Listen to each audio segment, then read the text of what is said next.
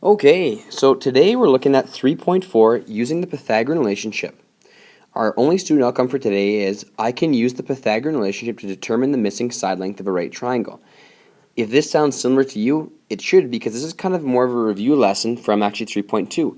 A lot of what you're going to learn today you've learned before. So the key thing to remember for today is when we're looking at a right triangle, we've got our hypotenuse here because it's right across from the right angle, or that little mini arrow points right to it. Okay, and these are our legs, and the big thing here today is the formula. A squared plus b squared is c squared. So without further ado, let's move on. So determining the length of the hypotenuse. Oops, sorry, I said hypotenuse, not hypotenuse. Let me just get rid of that. Okay, there we go. All right,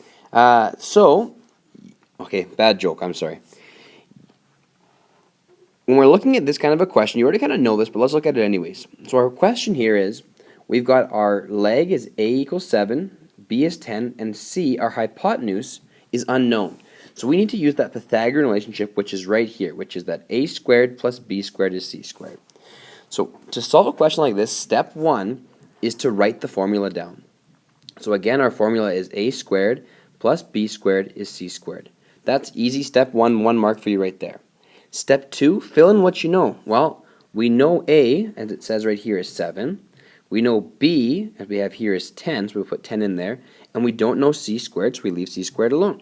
And then it says step 3, find the squares and add. Well, we know square, this here means we're actually timesing the number by itself. So this is actually like saying 7 times 7, which is 49. This is like saying 10 times 10, which is 100, and we still don't know c squared, so we're going to leave it.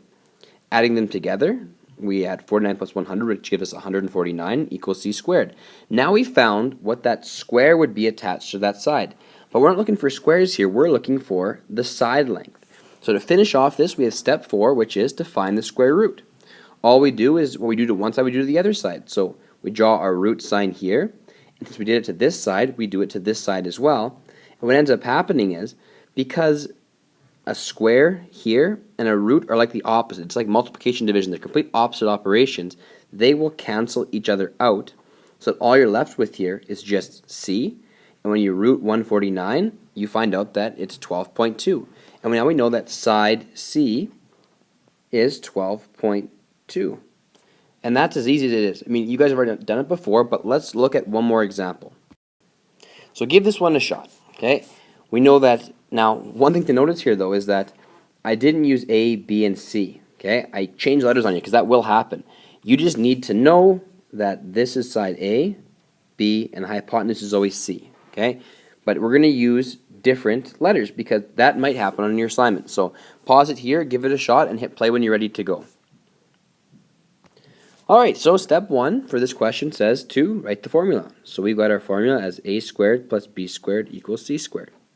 Step 2 says to fill in for what we know. Well, we know that our a side right here is 6. So we're going to fill in 6 squared. And it actually, you know what? It's centimeters, my units, plus here on side B, we've got g is 10. So we'll write down our 10 centimeters squared. And we don't know c, so we'll leave it at c squared. Now we have to find the squares and add. Well, when we look at it, this is like saying 6 times 6, which we know is 36, but we can't forget it's centimeters as well, so 36 centimeters squared plus 10 times 10, which is going to be 100 centimeters squared, and we still don't know c squared. Now we have to add it here quickly, so we have 36 centimeters squared plus 100 centimeters squared, which will become 136 centimeters squared equals c squared. And now we know what that imaginary square over here would be. But we're not looking for the square, we're looking for our side length. So to find that out, we have to do step 5 and find the root. So we're going to root this side, and what we do to one side, we do to the other side. And we know that because a square root and a square are opposite operations, that will automatically cancel out. And we're going to be left with c. And the square root of 136 is 11.6. and then centimeters, because now we've gotten rid of our square, so it's gone there as well, and we're just left with our unit of centimeters, and that's our answer. So let's try one more here. So here we've got another one. We've got 5 centimeters by 9 centimeters. We're looking for our C, so we know that this is going to be side A, side B, and side C. So give it a pause and then hit play when you're ready to watch. Okay, so again, let's quickly write our formula. A squared plus B squared equals C squared. Okay, well, let's fill in for A. Our A is 5 centimeters squared, plus B is 9 centimeters squared, and we don't know C, so it's still squared. Now we're going to do the work, find the squares. So 5 centimeters squared is actually going to be 25 centimeters squared, plus 9 centimeters squared is going to be 81 centimeters squared, and that equals C squared. We're going to add them together, and we're going to get 106 centimeters squared equals C squared. So now we know that this square on that side is 106 centimeters, but we're not done because we need to find the root because we're looking just for the side length. So to do that, we're going to find the root for this side, and what we do to one side, we have to do to the other side. When we have a square root and a square, they cancel out, and our root we're left with is 10.2 centimeters equals C. And that's our answer. So let's move on to something a little bit different than this.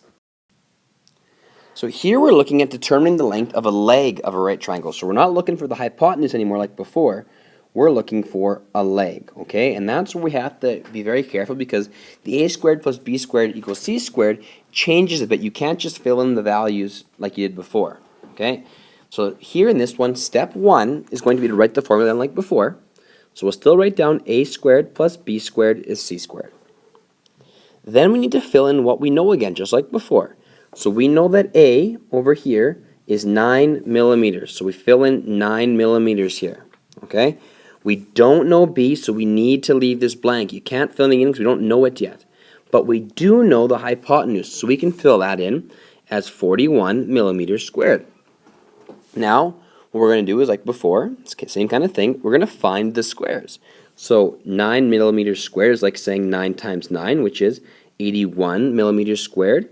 We still don't know B, so we leave it alone. And 41 millimeters squared is like saying 41 times 41, which gives us 1,681 millimeters squared. Now, the next step is where it changes. We need to isolate the variable. And just in case you're not aware, the variable is the letter here, what we don't know. We need to get that alone. In order to do that, we need to get rid of this 81, so it's all on its own. And we get rid of that by subtracting it off of this side. But what we need to remember is, what you do to one side, you do to the other. So here, you can see I subtracted 81, so 81 minus 81 is 0, so now B is on its own. But we have to do what we did to this side to the other side, so we take that 81 over here as well, and also subtract it. So 1,681 minus 81, when we look down here, is 1,600. So now we're left with B squared equals 1,600 millimeters squared, because we got rid of 81 off this side, and we took it to this side, okay? 81 minus 81 was 0, and now we're here. Step 5 was to do the work, which we kind of just did, right here. And the last step was find the square root. So, just like before, we're going to root our variable here, as well as what we have right here. This will cross out, as will that, and we're going to be left with B equals 40 millimeters. So let's try our first example.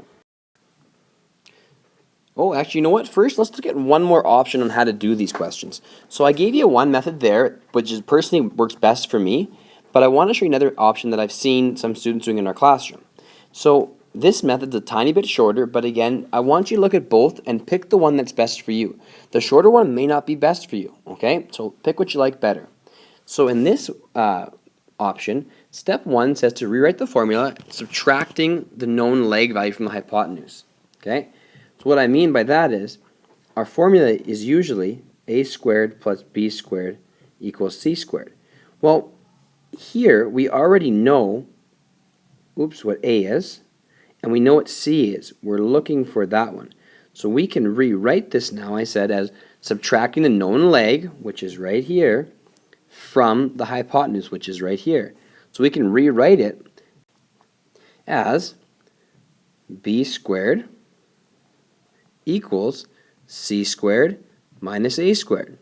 Because right now in here, when we look at it, we don't know b, so we're solving for b, and we're rewriting it as our hypotenuse c minus what we know. We know a is 9, so we can subtract it from there. Now we need to fill in from this point, okay? I should add it and do the work, but let's just add in what we know.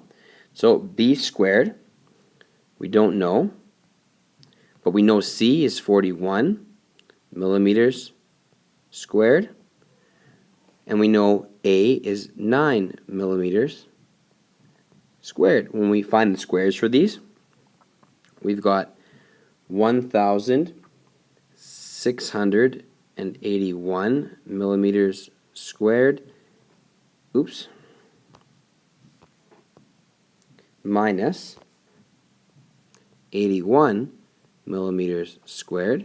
When we do that work, we've got 1,600 millimeters squared. And the last step here, like I put here, I probably should have added some more steps, but you guys understand what's going on here, is to find the root. The roots and squares cancel out, so we're left once again with b equals 40. Okay, so this way is just a different way to look at the formula. If it's easier for you to do the way that you subtract off both sides, great. If it's easier for you to just rewrite the formula as b squared equals c squared minus a squared, that's fine. Do what works best for you, and we will review it in class tomorrow. So let's give you guys an example to try. So pause it here and then bring it back when you're ready to check it out. Okay, so let's look at this one. Just like before, I'm going to write my formula out, equals c squared. I'm going to fill in what I know. I know that a is 20 centimeters. I don't know what b is, and I know that c is 52 centimeters. Now I'm going to do the work. So this is like saying 20 times 20. So now I've got 400 centimeters squared. Still don't know b, so I'm going to leave it.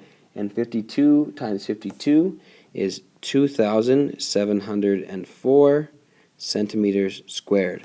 My method, like you guys know, I'm going to try to get b here alone. I'm going to do that by subtracting 400 off both sides. So I'm going to minus 400 centimeters squared here, and also minus it off here. So now I'm left with this crossing out, because 400 minus 400 is 0.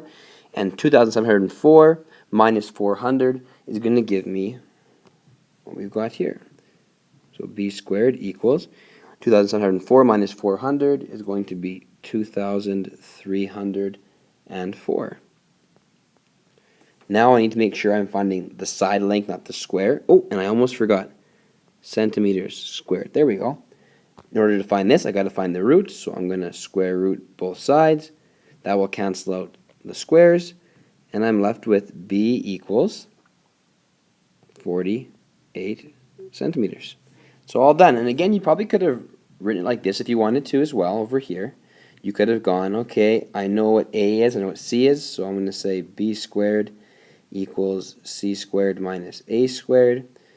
B squared equals 52 centimeters squared minus 20 centimeters squared. B squared equals 2,704 centimeters squared minus 400 centimeters squared equals 2,304 centimeters squared. Square root, b equals 48 centimeters. That would be both methods. As you can see, neither one is that much faster. They're just different ways of doing it. Okay, let's look at one final example. Last one for today, and we're done. So pause it here and hit play when you're ready to check it out. Okay, so again, with my method that I used first, we write down our formula. We fill in what we know. So now we don't know a, so we're going to leave a. But we do know b, which is 12, so it's plus 12 meters squared. And we know c, the hypotenuse, is 15 meters squared. Now we're going to do the work by finding the squares, so we'll don't know A yet. 12 meters squared is like saying 12 times 12, so we've got 144 meters squared, and we have 15 meters squared, which is like saying 15 times 15, which will be 225 meters squared. Now that we've got this written down, we need to make sure we isolate our variable, which is A. So I'm going to do that by subtracting 144 off both sides. Minus 144 meters squared, minus 144 meters squared. Those will cross out because it's 144 minus 144. And now we're left with A squared equals, and 225 minus 144 is 81 meters squared. Now we found our little square here. We're looking for the side length in A. We're going to do that by rooting it. So we're going to find the square root. So we're going to root both sides here. A squared rooted and 81 rooted. These cancel out, and we're left with our side length A, and the square root of 81 is 9 meters. So there you go. We found our answer there. And again, if you were doing the other method, you would just rewrite your formula as A squared equals C squared minus B squared. A squared, we're going to find what we know, which was 15 meters squared minus B squared, which was 12 meters squared. I'm getting ahead of myself here.